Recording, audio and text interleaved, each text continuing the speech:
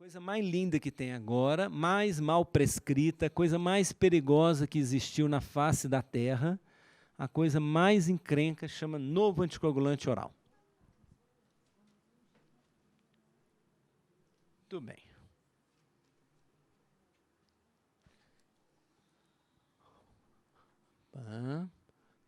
Beleza. Só que nós fomos premiados, né, o especialista ele é demais, né, ele é premiado com diretriz, sabe diretriz, que é uma beleza. Né? O problema, às vezes, é colocar o paciente na frente dele. Então, assim, nós temos diretrizes também de novos anticoagulantes, é terceira atualizada, mas é uma beleza. Então, o que é interessante? Nós vamos falar um pouco mais da droga anticoagulante, que na FA nós vamos também falar de novo, tá?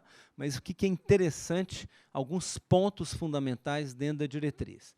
Então, acho que a grande mensagem é o seguinte, é uma encrenca, tem que ser bem utilizado, muito cuidado com a dosagem, muito cuidado com a função renal, muito cuidado com o idoso varia a função renal numa internação, ao longo de meses, isso tem que ser seguido.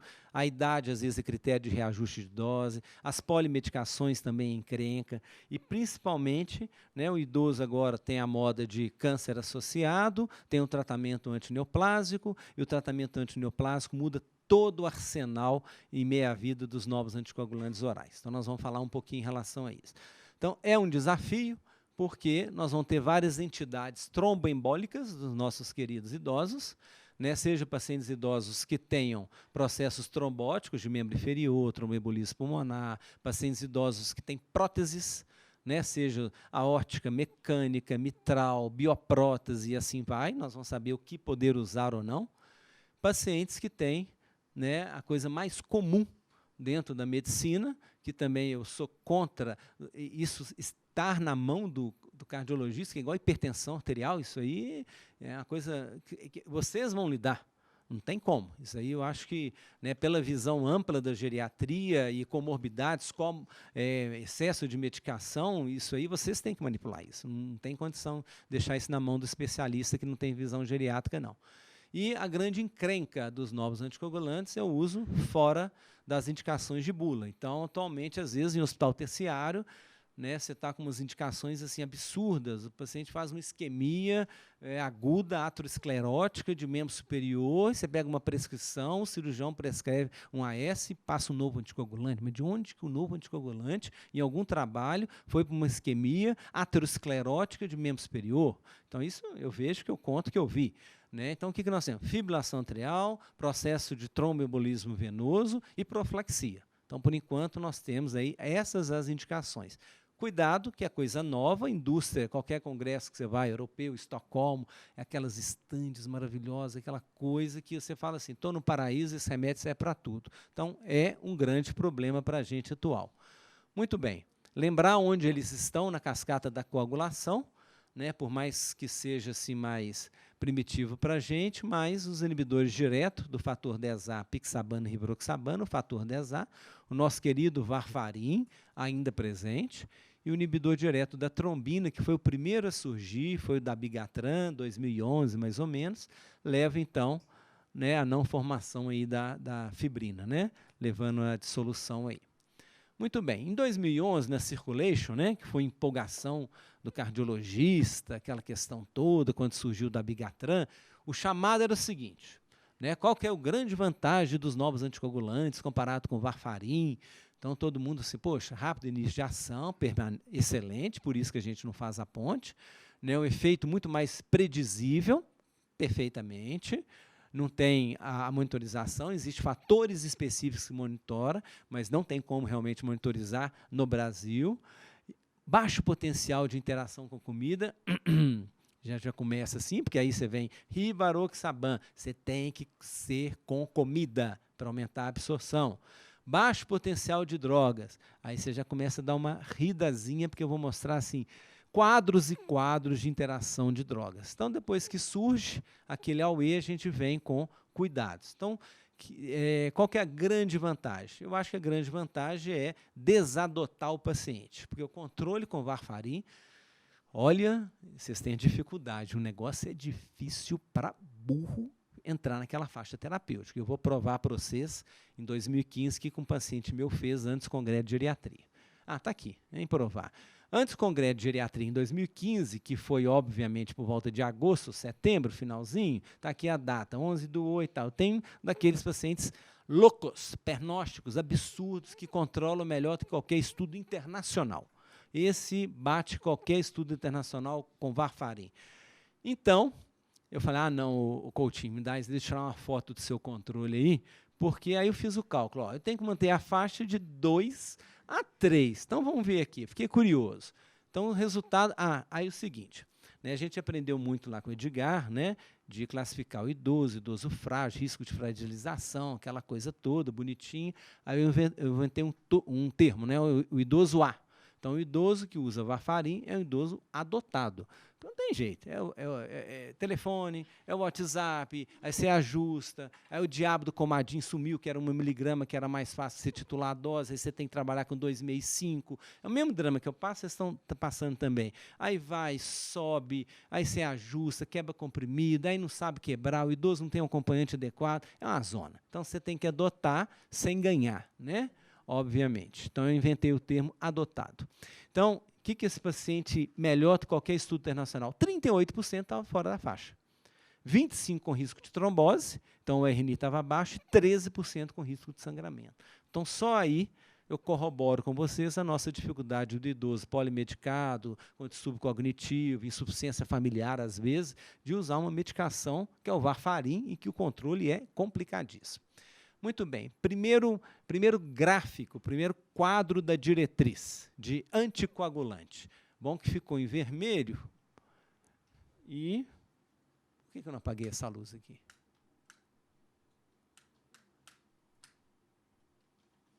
Vai. Indicações e contraindicações. Então, isso aqui tem que ser guardado. Prótese mecânica contraindicado. Estenose mitral moderada grave, contraindicado. Então, isso é considerado o quê? Valvar. Agora, outras lesões valvares, ciência aórtica, estenose mitral leve, regurgitações, são patologias, entre as consideradas não valvares, em que se permite o uso dos novos anticoagulantes. Ok? Então, quem a gente não vai usar? Idoso nosso, mecânico, estenose mitral grave e estenose mitral moderada. Muito bem. Estenose aórtica, tudo bem, se bem que ele vai para uma cirurgia. Biopróteses, a gente já tem utilizado, principalmente bioprótese aórtica, após 3 meses da anticoagulação com varfarin. Então, alguns pacientes, a gente já tem autorização do uso, não é uma indicação 1, mas já é uma indicação 2A. De preferência, bioprótese mitral, se for de processo oriundo de um reumático, não é bom, não. Então, eles colocam de alaranjado.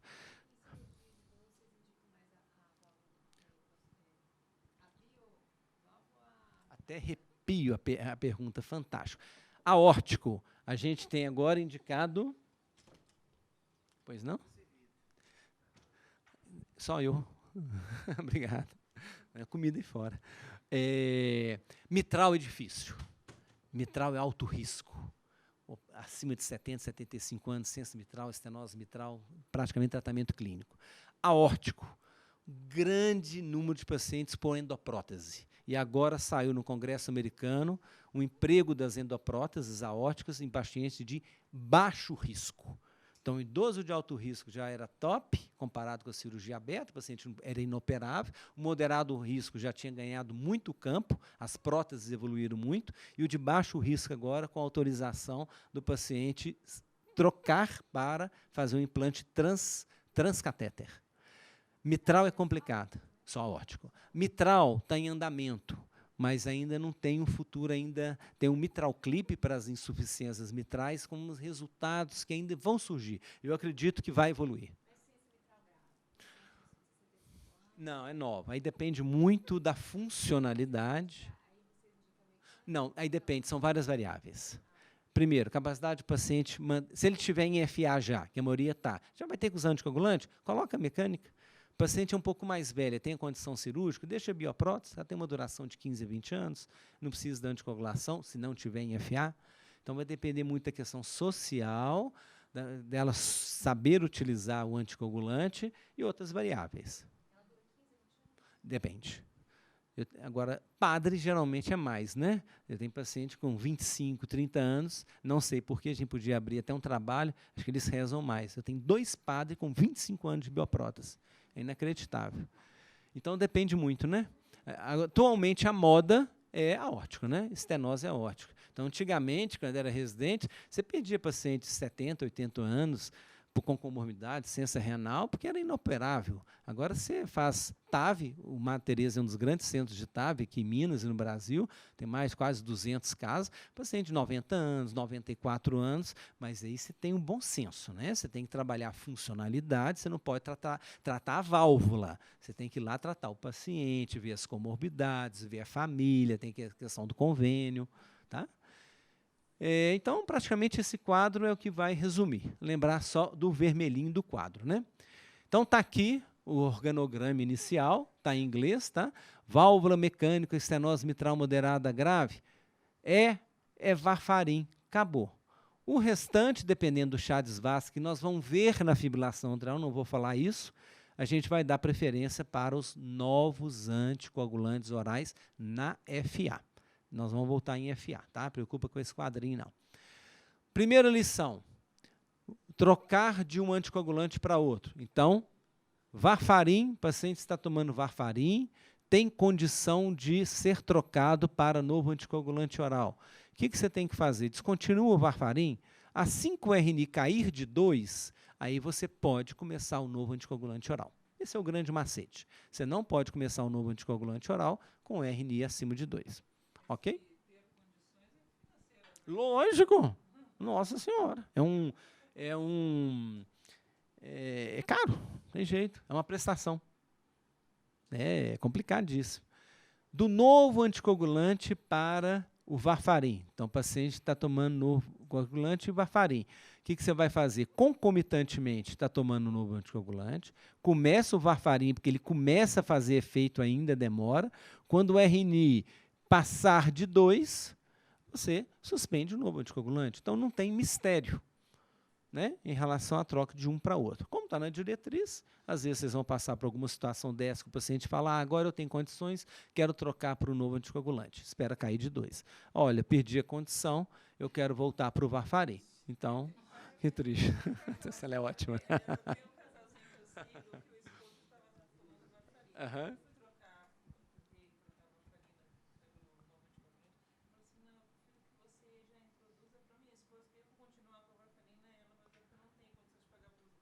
Tá vendo? Pois é, triste também. Muito bem, então só uma curiosidade, né, naquela frase de 2011, né, sem interação medicamentosa, meu Deus, se você prescrever novo anticoagulante e não jogar no Medscape em algum lugar, drugs.org, ou eu sempre entro nesse quadrinho, que eu acho que ele está bom. O quadrinho está tão colorido da sociedade europeia que está fenomenal. Então, vermelho de jeito, aqui estão os anticoagulantes, da Bigatran, Pixaban, Doxaban, Rivaroxaban. A droga, então, por exemplo, antiarrítmico, né? Pelo amor de Deus, né? A gente não tem nem dronedarona no Brasil, mas Estados Unidos, dronedarona, hipótese alguma com dabigatran. Ninguém vai decorar isso. O amarelo é cuidado, se tiver 2 amarelos, não dê. O laranja é um alerta, o vermelho desmaia. Então, nem pensar. Óbvio, né? O paciente está usando, você vai ter que checar. Né, principalmente antineoplasmo, quimioterápico, antipsicótico, é igual o diabo do QT, que se tiver um tempo eu quero falar um pouquinho do QT para vocês. Então tá lá, claritromicina, eritromicina, rifampicina, então isso está bonito, a diretriz europeia está livre para vocês, se vocês jogam lá, ESC, Guidelines, está lá bonitinho. Prontinha para vocês, isso é tudo aberto, vocês podem pegar. Eu geralmente coloco em caderno, que ainda não consigo ler em tablet, não, eu risco mesmo, uma bagunça, e vocês vão ver o coloridinho lá, direitinho. Lógico? A pixabana com a mildarona. Ele é um inibidor competitivo, sabe? Então, eles dão um alerta amarelo, em que se tiver uma outra substância que também ganha amarelo, você vai ter que fazer uma troca, um reajuste de dose. Excelente. Então vamos... Acabou. Tá vendo? Não precisa de cardiologista no mundo. A visão é exatamente essa. O que Dona Maria fala? Não posso suspender mildarona. Aí o diabinho está lá com tireoide, está com pele, depósito micro, né, na córnea, já está lá quietinha, já está estabilizado. Troca, beta-bloqueador, gente, é a coisa mais linda do mundo. É o único antiarrítmico que funciona. Os efeitos colaterais são muito menores. É pós-infarto, é pós-FA. Tudo bem, fase aguda, alguns meses, mas são duas coisas que o especialista não pode esquecer. Tire a amiodarona gradualmente. Eu faço esquema seguinte, menos sábado, domingo. Aí depois vai 100 mg de segunda a sexta. 100 mg 2 vezes por semana. 100 mg na quarta.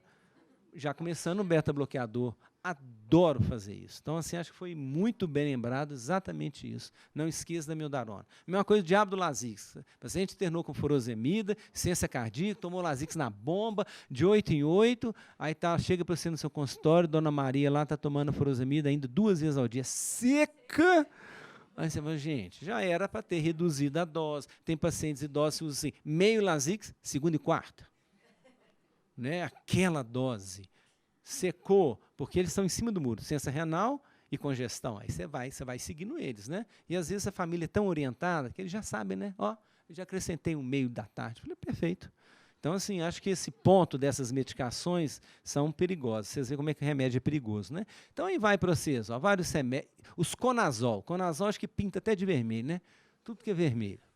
Tal do Conazol é brincadeira. O que mais que a gente tem? E tem alguns cuidados, por exemplo, o edoxabana, com peso abaixo de 60, a dose é 30. Depois nós vamos falar sobre isso. Tem algumas variáveis, principalmente com a pixabana, né, que eu vou falar também mais na fibrilação atrial em relação à idade. Então, muito cuidado, né, com medicação, acho que é o grande alerta que a gente tem. Quem são essas aqui? São os antineoplásicos. Antineoplásico também, a gama a gente tem que olhar, porque a maioria dos pacientes chegam, né, acabam sendo tratados aí com os novos anticoagulantes. Né, tem um capítulo, uma diretriz, né, da hematologia, que por acaso é fenomenal, né, que eu descobri, né, reforçando aí, primeiro, heparina de baixo peso molecular. Como não tem condição, incomoda muito, você pode estar liberado para usar edoxabana. E os trabalhos estão surgindo com a pixabana também. Tá? E obviamente, que o varfarin está dentro aí do tratamento, mas é coisa à parte. Então, encrenca do idoso, sim? Não, agora tem uma indicação 1 e 2A. Edoxabana é 1 e os demais são 2A, principalmente rivaroxabana. Excelente. Aí é um detalhe, tumor do sistema nervoso e digestivo e os extremamente ativos, você deve usar o varfarin. Não, não é o ideal. Vai ter esse viés. Uhum. É complicadíssimo. Complicadíssimo. Aí entra essa questão geriátrica, não tem dúvida, né? Mas sai uma diretriz boa de 2018 exatamente sobre novos anticoagulantes e paciente com câncer. Muito bem. Problema, vocês já falaram todo, interação, né, o tal das medicações fúteis e não fúteis, né? Vocês devem adorar ginkgo biloba, cava-cava, né? A Ana Cristina, então, quase desmaia na hora que fala isso. Benzodiazepínico, ela infarta, né?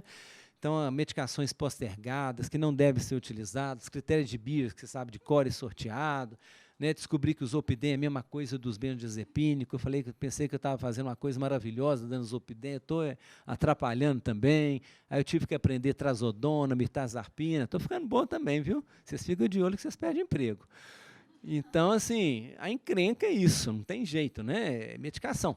Então, ainda mais novo anticoagulante oral, então só para corroborar que a resposta terapêutica é um absurdo em relação aos novos anticoagulantes orais, se você não prestar atenção. Muito bem. Meu receituário, o que eu faço, né? Propaganda. Então, está lá, o paciente está tomando tal, por exemplo, Pradaxa. Eu gosto de colocar reconciliação medicamentosa, alerta vermelho, cuidado com tais remédios. Alerta amarelo, cuidado com esse. Olha, você vê, Pradaxa tem alerta vermelho com trazodona, medicação que vocês usam muito para o idoso, né? baixo aí poder antidepressivo, mas um bom remedinho para tirar um benzodiazepínico, que vocês já me ensinaram em relação a isso. Então, é interessante para você, geriatra, que o idoso vai ficar com vocês, mas às vezes vai ter contato com o especialista e vai acrescentar algum remédio, né, que escrevam um alertazinho, principalmente quem está no interior, né, que o paciente vai muito para posto de saúde, cuidado com tais remedinhos. Eu acho bem simpático e uma comunicação boa entre os profissionais. Problema, insuficiência renal. Não dá para prescrever no anticoagulante se a gente não saber clearance. Então, no prontuário vai ter que ser assim, Chades-Vasque, Hasbled, clearance. Não tem dúvida disso. Aí tem, né, por exemplo, a apixabana, né, a dose você pode manter. Tem a variabilidade do apixabana que, se o paciente tiver acima de 80 anos, creatinina acima de 1,5, peso abaixo de 60, tiver duas variáveis, automaticamente 2,5 duas vezes ao dia. Agora, se pegar um paciente de 95 anos, que é o grande erro, com creatinina boa e um peso alto, é 5 miligramas duas vezes ao dia. Você não pode dar dose subterapêutica, senão ele vai ter um AVC isquêmico. Não tenha dó, não. São contempladas essas três características. O endoxabana, abaixo de 60 quilos, ou tiver um inibidor de PGP associado, é 30 miligramas o endoxabana. Agora, olha que cômico aqui, o lançamento do endoxabana. Quando ele tiver também, seu idoso, o clearance muito bom, reduz a dose, tá? Não me pergunta por quê. Clearance acima de 90, acho que vai depurar muita droga, né, a dose, ou melhor, não sei o que vai acontecer, a dose ela tem que ser reduzida. Estranho, né?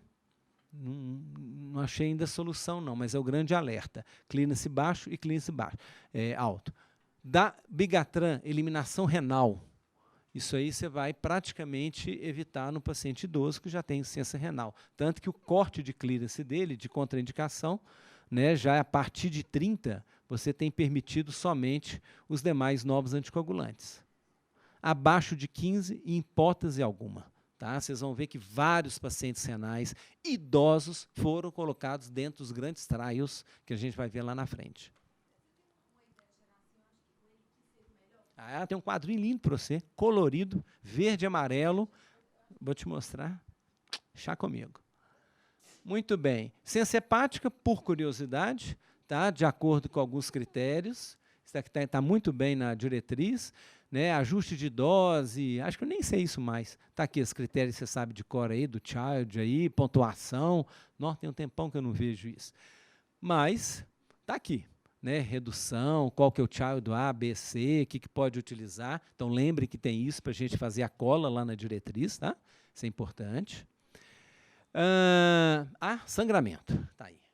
Então, nós fomos presenteados com o que fazer com todos os anticoagulantes quando sangra. Uma atualização das diretrizes, também está disponível isso aí para vocês na diretriz da ACC, tá? Tudo aí é disponível para vocês.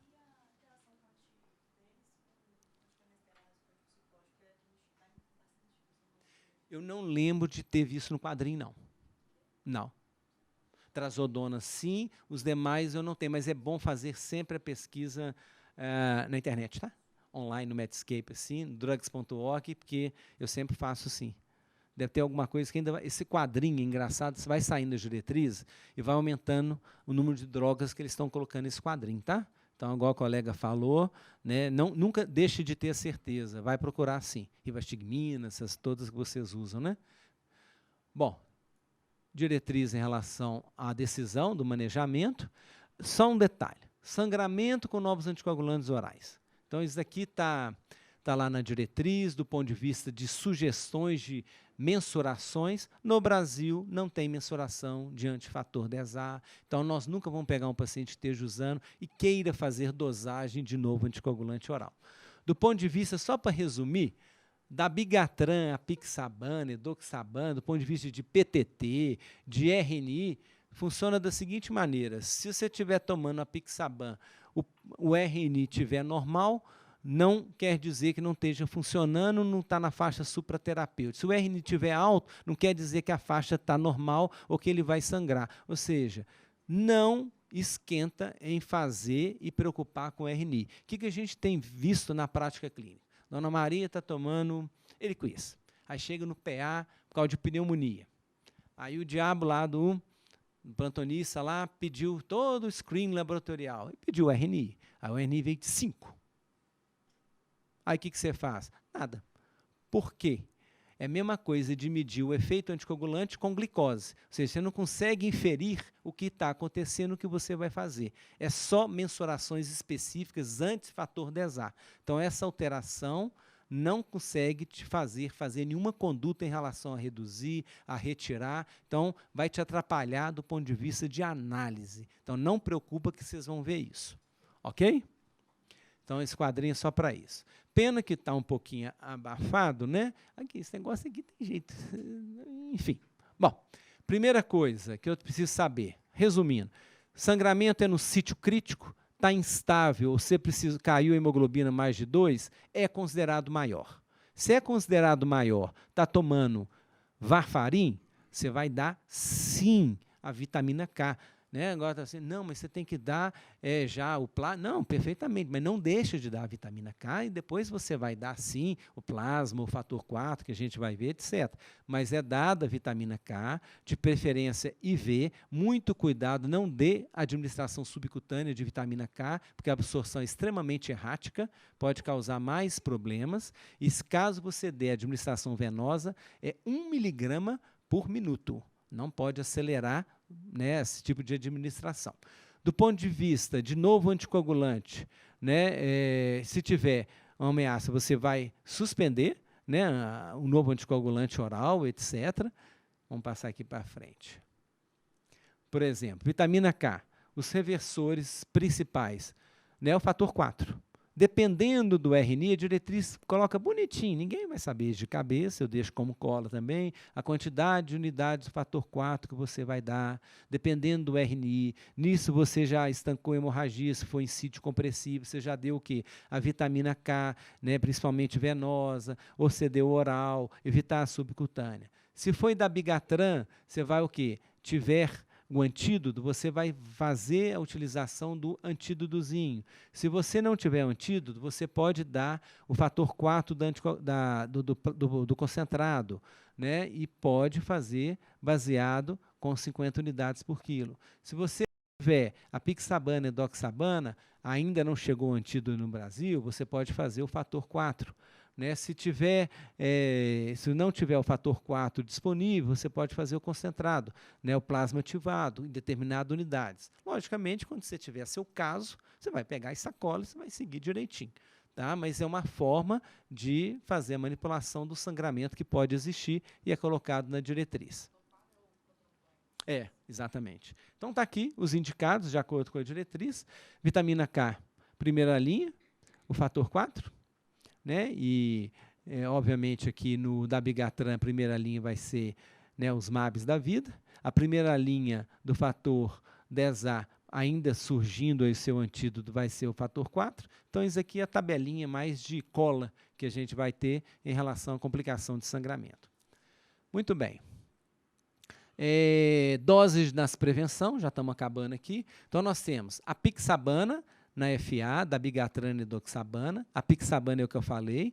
Do ponto de vista de creatinina acima de 1,5, idade acima de 80 e peso abaixo de 60, se tiver duas variáveis, é duas vezes 2,5 miligramas. O da bigatrana, muito cuidado no idoso, principalmente com insuficiência renal. O edoxabana, se o peso estiver abaixo de 60, uma vez de 30 miligramas só. E o rivaroxabana, com clearance abaixo de 50, 15 miligramas. Dose do tratamento, ela é muito interessante, não assustem. Por exemplo, a pixabana, ela é 2 de 10, então 10 miligramas de manhã e à noite durante 7 dias. Tratamento da trombose venosa da embolia pulmonar, né? Dose de profilaxia de prevenção, não. E depois você mantém a dose sem redução, tá? Atenção, no tratamento é sem redução. Na FA você faz a redução baseada em quilo, peso e idade.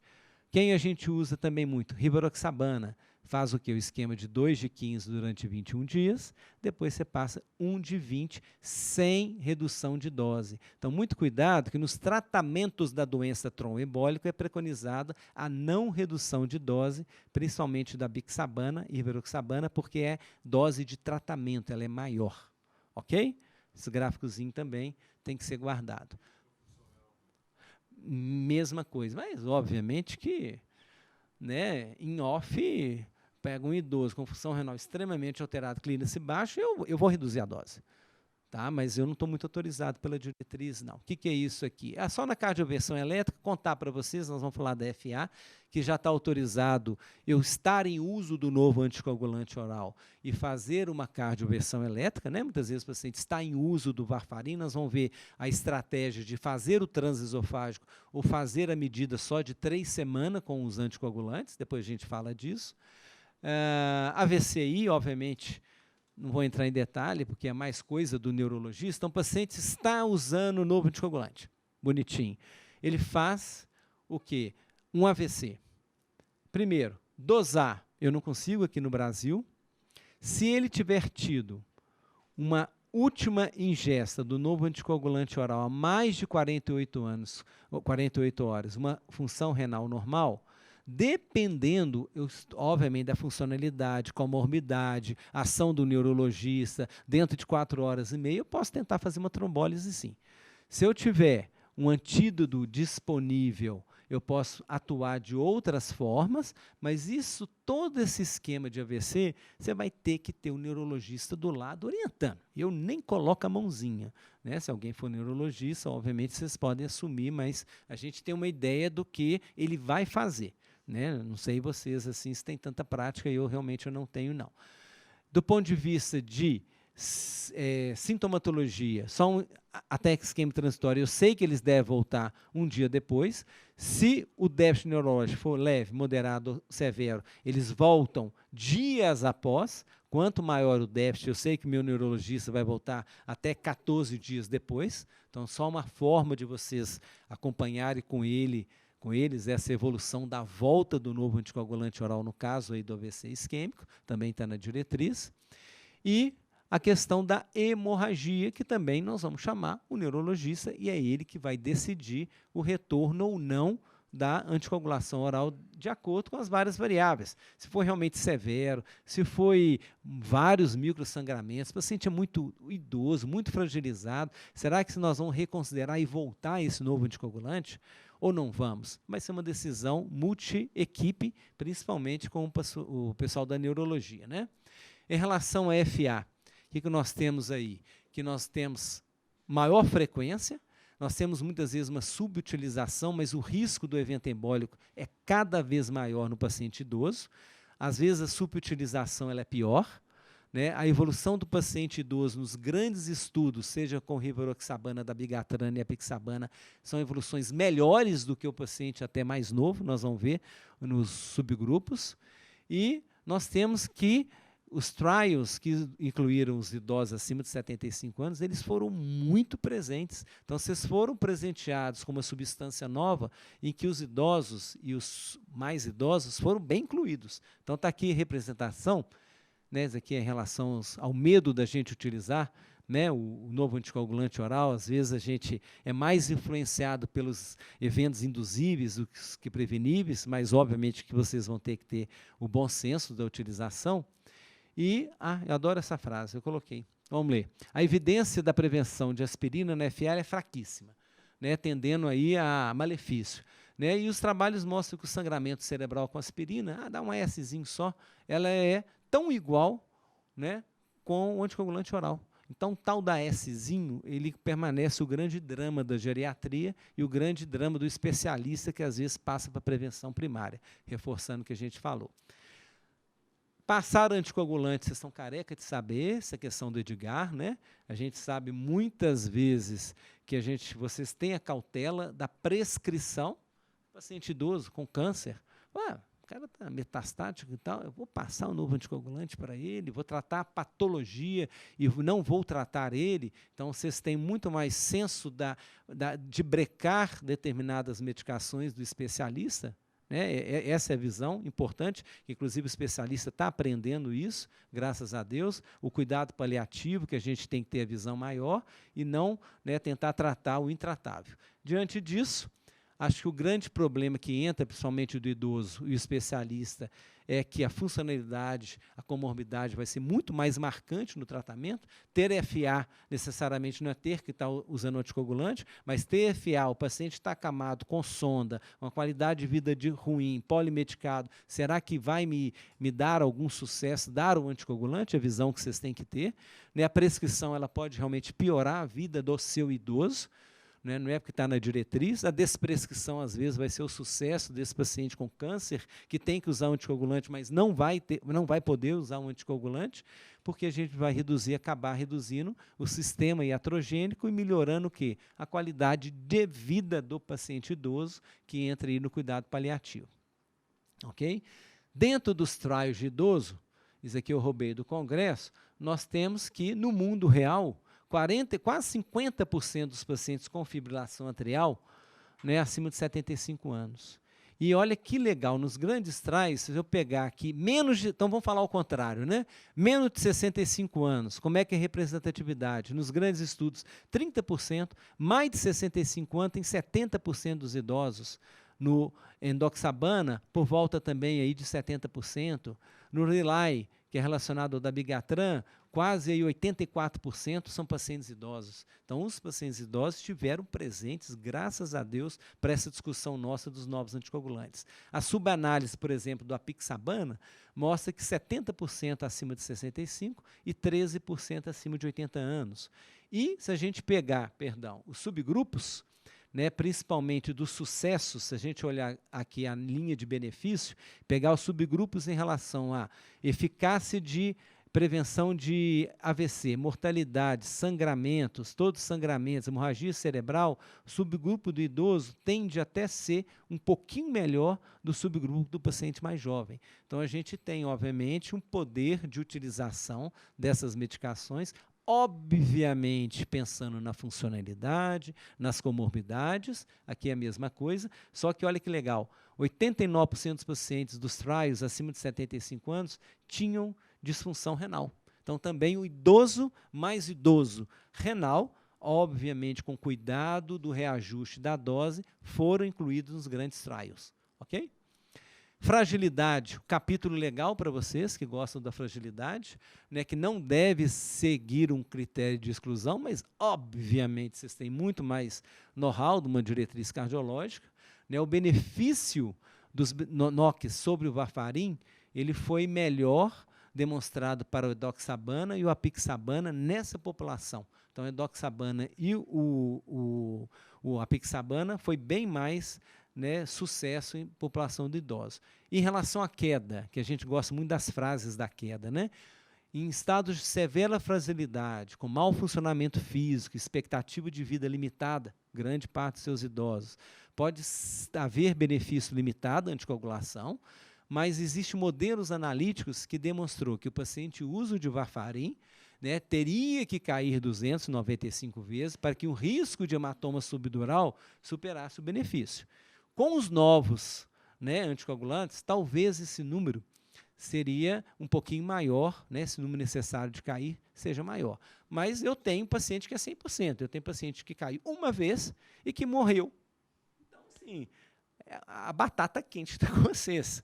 Muito cuidado com a diretriz. Eu tive um paciente meu, usando um novo anticoagulante, caiu uma vez, morreu. Né? Não precisou cair 295 ou 500 e algumas vezes. Então, assim, vocês estão fritos. Muito bem. Risco aí de quedas, né? A diretriz de anticoagulante coloca, legal, né? Está aí, queda prévia, alteração cognitiva, hipotensão ortostática, né? Acho que o especialista ele mede muito rápido pressão, não coloca o paciente em pé às vezes, né? Para medir hipertensão, uso de drogas psicotrópicas, enfim, a questão da artrite, não vou entrar. E o grande gráfico que eu quero mostrar para a colega em relação à diferença dos novos anticoagulantes. Então, veja bem, o que é o grande benefício disso aqui? Verde é bom, melhor que o varfarin. Amarelo é igual, vermelho é encrenca. Então, eu estou lá, dabigatran, bonitinho lá em cima, está lá 110, 150, rivaroxabana e apixabana. Qual que é o grande sucesso dos novos anticoagulantes? Está aqui. Hemorragia intracraniana, graças a Deus. Então, dá menos hemorragia intracraniana do que o varfarin, que é o pânico de nós médicos. Passar o diabo do anticoagulante, o paciente sangrar o cérebro. Nossa, não quero dar essa notícia para a família e vocês também não. Mas a redução é absurda, então vocês têm bases científicas para bancar os novos anticoagulantes. Proteção de AVC, está lá em cima o primeiro. Vamos estudar. Dose baixa do abigatran, igual o varfarin. Dose alta, melhor do que o varfarin. Rivaroxabana, neutro. Apixabana, comparado com o varfarin, ó, foi melhor. Pena que não tem comparação cabeça a cabeça. É tudo comparado com o varfarin, né? Isso com o varfarin. Mas aí esse quadro dá mais ou menos uma ideia. Outra coisa aqui que eu quero. Eu quero o quê? Sangramento maior, menor. O da Abigatran, que foi bom na dose alta, na proteção, na dose baixa é neutro. Mas ele é bom para reduzir sangramento maior. Rivaroxabana, neutro. Apixabana, ó, muito bom, muito simpático. Apixabana, que é o Eliquis.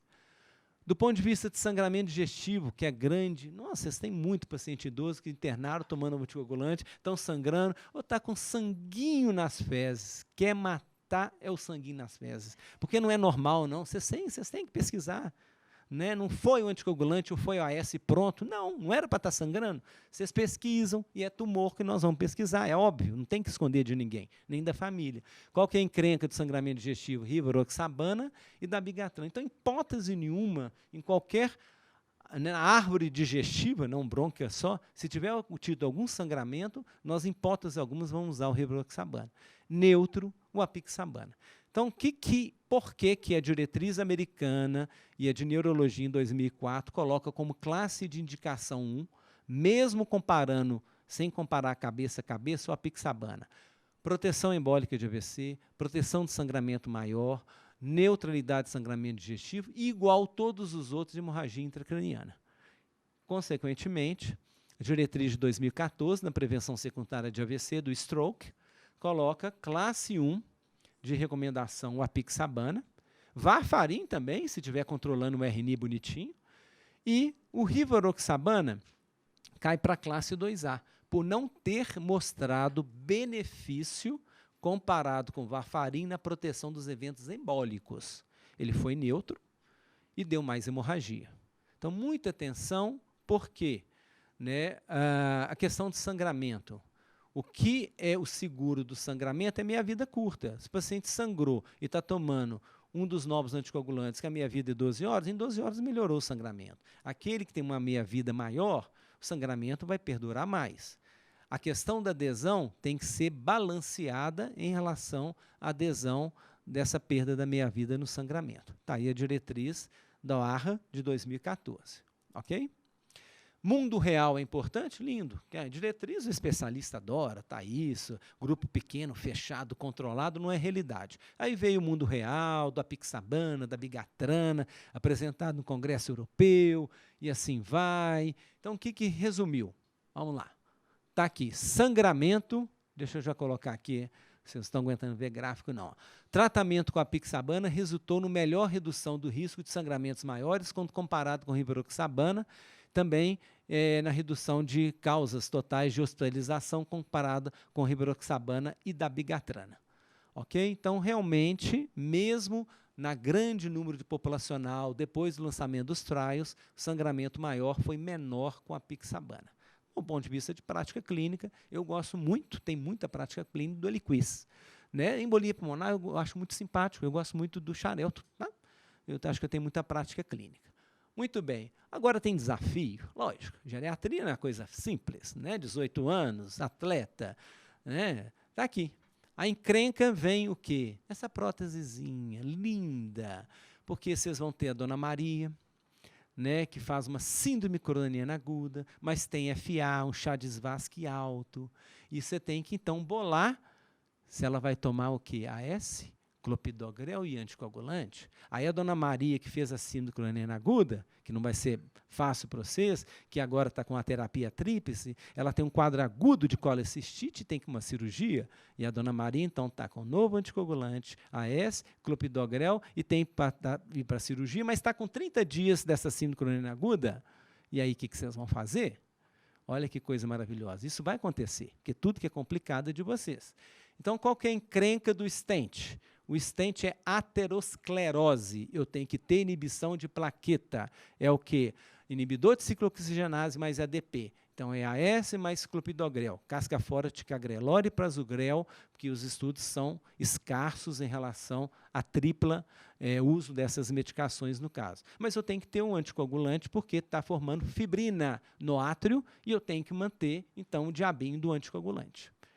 Então, nós temos um esquema lindo também, que nós fomos presenteados, deixa eu ver se aqui no próximo slide, está aqui, né, daqueles que você para, respira e fala assim, Jesus... Vamos ver aqui, igual o menininho lá. Então, está lá. Primeira coisa, a dona Maria tem uma fibrilação atrial não valvar? Sim. Olha, Chades-Vaz, que eu sei calcular? Sei. Qual que é o Hasbled? Tanto. É uma angioplastia programada? Sim. É estável? Não, foi de uma síndrome coronariana aguda. Aqui a gente tem tempo, 0, 4 semanas, 6 meses. E aqui nós temos o Fusué que tem que usar. Então, antigamente, vamos supor, esquenta a cabeça, não descompensa, não. Chades-Vasque de 4. Um Hasbled de 2. A paciente infartou, colocou um stent na DA. Agora, é óbvio, funcionalidade, comorbidades, comedicações. Teoricamente, ela teria que estar usando anticoagulante, de preferência novos anticoagulantes, AS e clopidogrel até 6 meses. Depois eu paro o AS, mantenho anticoagulante com clopidogrel até 12 meses e depois só o anticoagulante. Na doença estável aterosclerótica, usar o anticoagulante me cobre a artéria e me cobre a FA. Então, um grande erro é o paciente estável, idoso de vocês, fora da fase aguda de qualquer evento coronariano, que está lá usando um AS porque ele teve infarto há 10 anos e está tomando um anticoagulante porque ele tem FA. Isso não. Isso é só em fase aguda. AS com anticoagulante é em fase aguda só. O paciente já cronificou, passou de 12 meses, o anticoagulante já me cobre a doença aterosclerótica, seja cervical, mesentérica, vascular periférica, coronariana, com a FA. Não esqueçam disso, que é menos uma polimedicação. Só que vocês foram presenteados agora no Congresso americano, que acabou semana passada, né, com uma facilitação da vida. Por quê? Ficou provado que podemos tirar o AS daqui.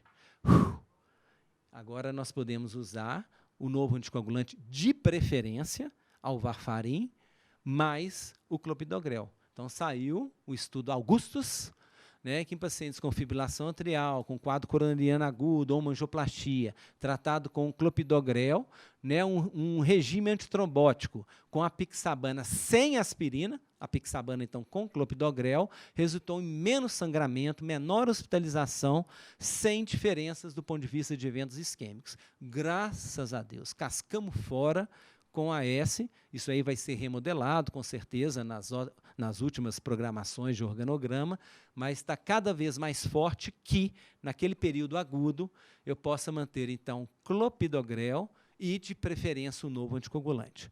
Lógico que vai existir certos detalhes, que eu não vou entrar aqui, em relação a qual dose que nós vamos utilizar. Adianto que na pixabana a dose vai ser mantida e reajustada pelo peso, creatinina e idade. Os demais, da bigatrana, a dose inicial vai ser reduzida e a rivaroxabana também. Ok? Então, eu acho que isso é o grande calcanhar de Aquiles, inclusive do especialista. É pegar um idoso com comorbidade, com várias farmácias, que teve a infelicidade de estar usando anticoagulante, ter uma síndrome coronariana, mas acho que essa notícia agora da semana passada a gente já estava esperando, já tinha outros com rivaroxabana, melhorar um pouquinho e reduzir a polimedicação. Mimetizar risco sempre desse paciente, manter euvolêmico, manter menor quantidade de contraste, macete. O paciente já tem eco, idoso, já tem função ventricular, já está com creatinina alterada. Quando vocês pedirem um cateterismo, que não precisa ser o especialista, pede só cineangiocoronariografia, não precisa pedir ventriculografia também. Quando você pede cateterismo cardíaco, vem a coronária, a filmagem, e vem o ventrículo. Se você pede só cineangiocoronariografia, só a filmagem das coronárias, deixa de injetar uns 20 a 30 ml de contraste. Você já tem a função ventricular pelo eco, então às vezes você pode usar essa tática para evitar menos nefropatia induzida por contraste nesse paciente idoso. Ok? Liga para o cirurgião e fala assim, meu querido, usa um contraste isoosmolar, que tem a mesma osmolaridade do plasma, para evitar essa nefropatia. E, em hipótese alguma, nessas fases agudas, né, você não usa prasugrel nem ticagrelor, é clopidogrel. Ok? E agora ficou mais fácil, né? Não precisa do AS. Muito bem. Oh, perdão. E daí vai para vocês. Vocês estão com medo de não ir, né? Como? Pode perguntar. Pode perguntar. De preferência. Não. Ticagrelor, não. Sim. A tendência agora é o quê? Novo anticoagulante e clopidogrel. Graças a Deus, né? Menos uma encrenca. Agora lembra? 6 meses? Exatamente. Perfeitamente. Isso. Aquilo é questão da função renal, da descontinuação antes da cirurgia, nós já falamos.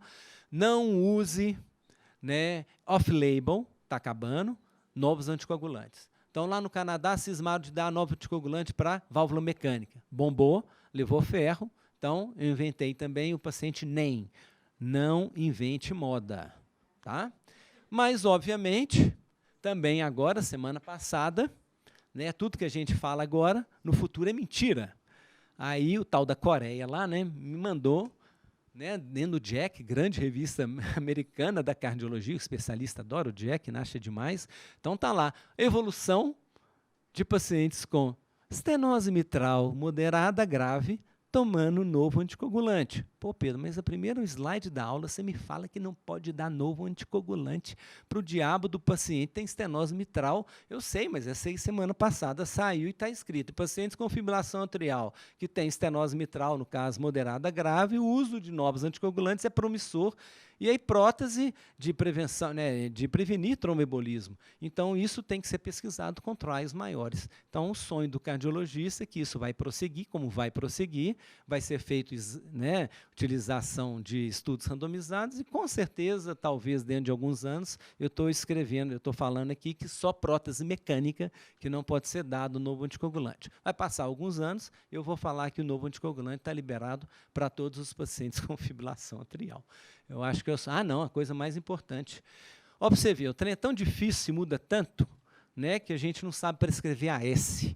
O AS vem lá de 1534, quando eles descobriram um texto egípcio na medicina relatando que tinha uma planta, né, derivado lá do salgueiro, que tinha propriedades medicinais. Assim foi, passou os anos todos, 1534, a Bayer descobriu, lançou como anti-inflamatório, o tal do papiro chamava papiro de Ebers, né, na figura 2, essa coisa linda escrita, a aspirina está famosa, mas até hoje a gente não sabe prescrever. Você sabe que a prescrição da aspirina é a coisa mais absurda e errada na prevenção primária. E no Congresso Europeu ficou provado que, inclusive, os pacientes sem doença aterosclerótica, sem doença cardiovascular manifesta, mesmo diabético, não pode utilizar aspirina. Então, o endocrinologista que passava lá, paciente hipertensa, diabético, insulina, então tem que tomar um ASzinho, o risco de sangramento supera o benefício. Então, foi cortado também desde o último Congresso Europeu, agora lá na Europa. Ok? Cautelosos com eles e só.